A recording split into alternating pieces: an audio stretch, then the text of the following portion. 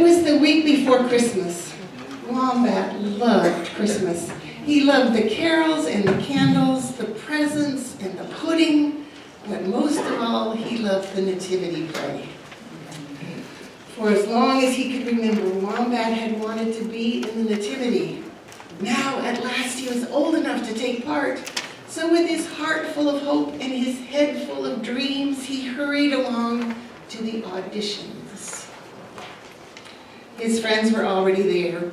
Emu was bossing and fussing as usual. Now let's get started, she said. Who'd like to be the Archangel Gabriel? I would, said Wombat.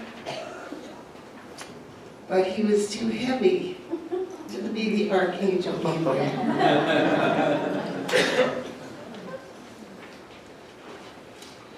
Bilby was chosen instead.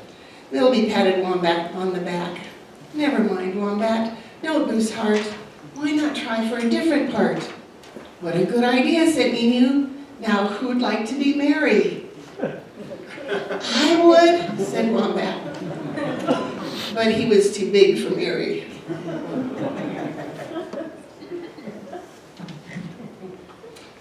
Noombat was chosen instead.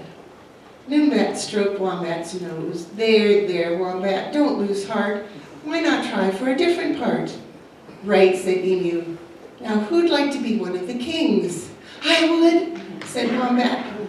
But he was too short to be a king. The kangaroos were chosen instead. The kangaroos put their arms around Wombat. Cheer up, Wombat. Don't lose heart. Why not try for a different part? Wombat tried everything. He wanted to be Joseph, but he was too sleepy. He wanted to be the innkeeper, but he was too clumsy.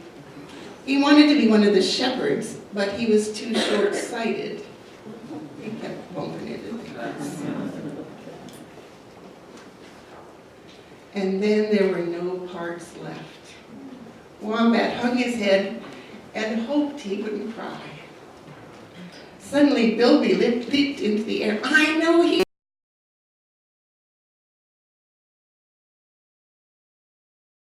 Really? Of course you could, Wombat said. If you fancy me forgetting such an important part.